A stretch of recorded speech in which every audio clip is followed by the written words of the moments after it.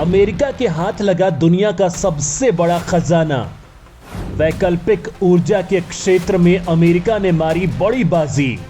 अरब और खाड़ी देशों की अब ढीली हो जाएगी सारी अकड़। वैकल्पिक ऊर्जा की रेस में चीन भी लगा रहा तेजी से दौड़। भारत की आने वाली पीढ़ियों के लिए मोदी भी तैयार कर रहे वैकल्पिक ऊर्जा का वरदान। मोदी ने भारत के लिए 2070 तक शुद्ध शून्य उत्सर्जन का निर्धारित किया है लक्ष्य। दोस्तों, आज दुनिया वैकल्पिक ऊर्जा की ओर भाग रही है। उसके नए नए विकल्प तलाश रही है। पेट्रोल और डीजल पर अपनी निर्भरता कम करने की कोशिश कर रही है।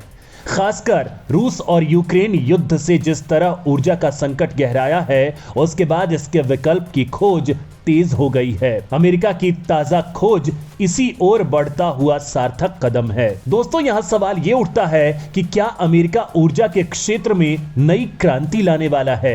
क्या वो दुनिया को ऊर्जा का एक नया विकल्प देने वाला है?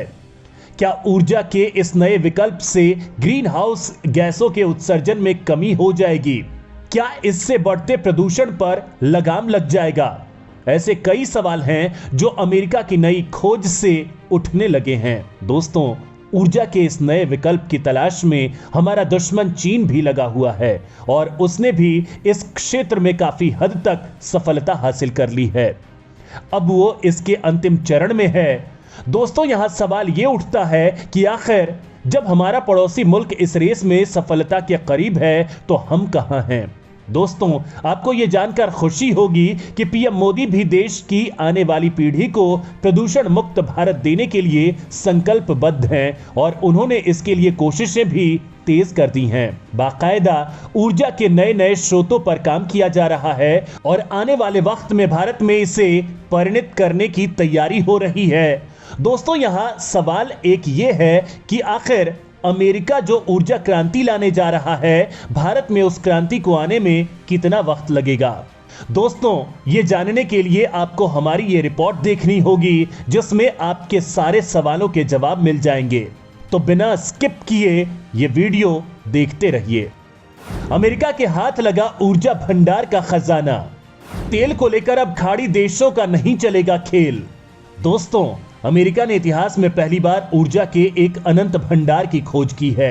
अगर सब कुछ सही रहा तो जीवाश्म ऊर्जा जैसे गैस, पेट्रोल और डीजल से अमेरिका की निर्भरता कम हो सकती है। इसका सबसे बड़ा नुकसान सऊदी अरब, रूस, कतर, ओमान, नाइजीरिया जैसे तेल उत्पादक देशों को हो सकता है। दरअसल कैलिफोर्निया के लॉरेंस लिवरमोर नेशनल लेबोरेटरी के नेशनल इग्निशन फैसिलिटी में अमेरिकी वैज्ञानिकों ने सफलतापूर्वक एक परमाणु संलयन प्रतिक्रिया का उत्पादन किया है। इससे बड़ी मात्रा में स्वच्छ ऊर्जा का उत्पादन हुआ, जिसका इस्तेमाल कई तरह की ऊर्जा जरूरतों को पूरा करने के लिए किया जा सकता है। यूएस एनर्जी डिपार्टमेंट ने भी इस प्रयोग के सफल होने का ऐलान किया है। दोस्तों, यह प्रयोग स्वच्छ ऊर्जा का एक अनंत स्रोत प्राप्त करने के लिए दशकों की लंबी खोज में एक बड़ा कदम होगा। यह जीवाश्म ईंधन पर निर्भरता को खत्म करने में मदद कर सकता है। दोस्तों, बता दो कि दशकों से वैज्ञानिकों ने परमाणु संलयन पर नियंत्रण पाने की कोशिश की है। सामान्य भाषा में यह सूर्य को शक्ति देने वाली ऊर्जा की नकल करना है। सूर्य को भी परमाणु संलयन से ही ऊर्जा मिलती है। परमाणु संलयन के इसी फायदे को देखते हुए कई देश इस रेस में लगे हुए हैं, खासकर हमारा पड़ोसी मुल्क चीन। दोस्तों, यहां सवाल यह उठता है कि यह परमाणु संलयन प्रतिक्रिया आखिर है क्या और इससे बिजली पैदा कैसे होती है? दोस्तों, परमाणु संलयन या न्यूक्लियर फ्यूजन एक मानव निर्मित प्रक्रिया है जिसमें सूर्य को शक्ति प्रदान करने वाली ऊर्जा को कृत्रिम रूप से उत्पादित किया जाता है। दोस्तों, परमाणु संलयन तब होता है जब दो या दो से अधिक परमाणु एक बड़े परमाणु में जुड़ जाते हैं। इस प्रक्रिया में गर्मी के रूप में भारी मात्रा में ऊर्जा उत्पन्न होती है। दोस्तों, अब सवाल यह उठता है कि इससे बिजली कैसे पैदा होती है? तो दोस्तों, बता दूं कि न्यूक्लियर पावर प्लांट में बिजली पैदा करने के लिए परमाणु विखंडन कराया जाता है। एक भारी परमाणु को बांटकर एक मल्टीप्लाई इफेक्ट में ज्यादा न्यूट्रॉन बनाए जाते हैं। इससे सेकंड के एक बहुत छोटे हिस्से में एक श्रृंखलाबद्ध प्रतिक्रिया शुरू होती है। इससे न्यूट्रॉन, गामा किरण और बड़ी मात्रा में ऊर्जा पैदा होती है। यह सघन पानी के तापमान को बढ़ा देती है, वाष्प यानी भाप पैदा करती है। इसके बाद भाप रिएक्टर के टरबाइन को घुमाती है, जो बिजली का उत्पादन करने वाले जनरेटर को सक्रिय कर देता है। इस तरह बिजली तैयार होकर आखिरकार ग्रिड में चली जाती है। दोस्तों, परमाणु ऊर्जा को भविष्य की ऊर्जा की तरह देखा जाता है, क्योंकि इससे प्रदूषण न के बराबर होता है। इससे संसाधन भी कम खर्च होते हैं। इससे असीमित ऊर्जा हासिल की जा सकती है।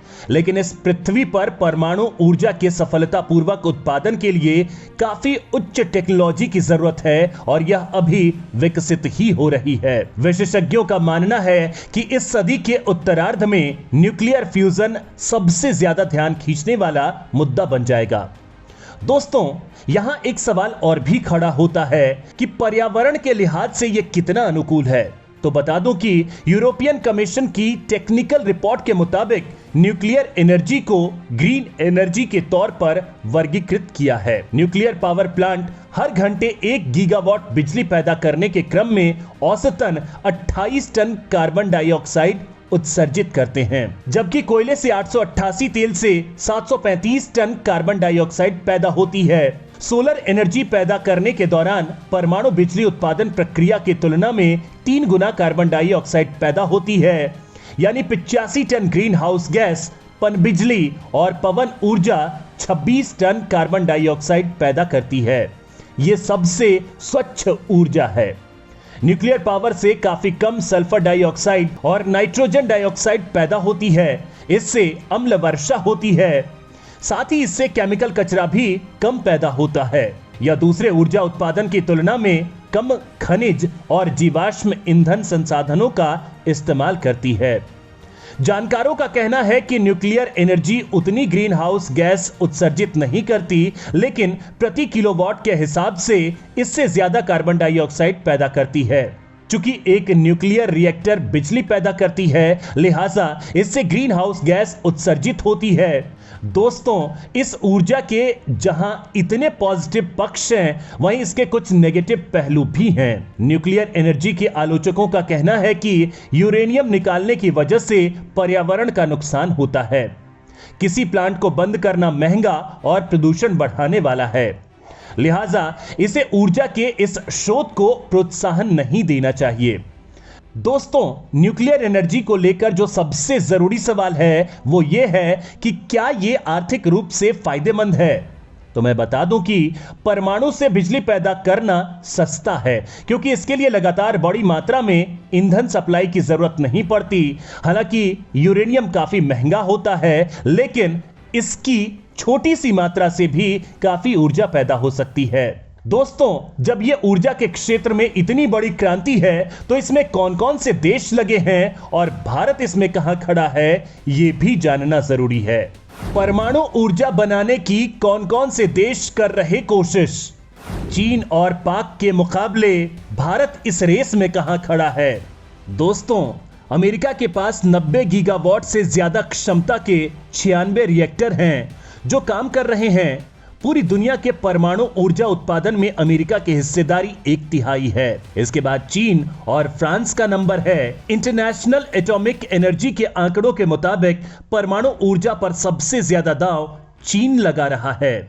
वो इस मामले में दुनिया का अगला सुपर पावर बनने की दौड़ में है। इसका अंदाजा आप इसी बात से लगा सकते हैं कि 2016 से 2020 के बीच चीन ने अपना परमाणु बिजली उत्पादन दोगुना करके 47 गीगावाट तक पहुंचा दिया। 2035 तक ये 180 गीगावाट तक पहुंचने का इरादा रखता है, जो अमेरिका की मौजूदा परमाणु बिजली उत्पादन क्षमता का दोगुना है। दोस्तों, यहां अहम सवाल ये उठता है कि हमारा दुश्मन जब इस फील्ड में अमेरिका को मात देने की तैयारी कर रहा है, तो हम क्या कर रहे हैं? हम वैकल्पिक ऊर्जा को लेकर कहां खड़े हैं?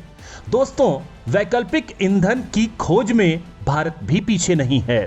बात चाहे 2015 में पेरिस में हुए अंतरराष्ट्रीय सौर संगठन का नेतृत्व करने की हो या पिछले साल ग्लासगो में 500 गीगावाट का महत्वाकांक्षी लक्ष्य निर्धारित करने की, भारत ने अपनी ऊर्जा आवश्यकताओं को पूरा करने के लिए अक्षय ऊर्जा की ओर कदम बढ़ा दिए हैं। ग्लासगो में COP26 वैश्विक जलवायु शिखर सम्मेलन का हिस्सा बने प्रधानमंत्री नरेंद्र मोदी ने जब भारत के लिए 2070 तक शुद्ध शून्य उत्सर्जन का लक्ष्य निर्धारित किया तो यह चौंकाने वाला नहीं था, क्योंकि भारत इस दिशा में निरंतर काम कर रहा है।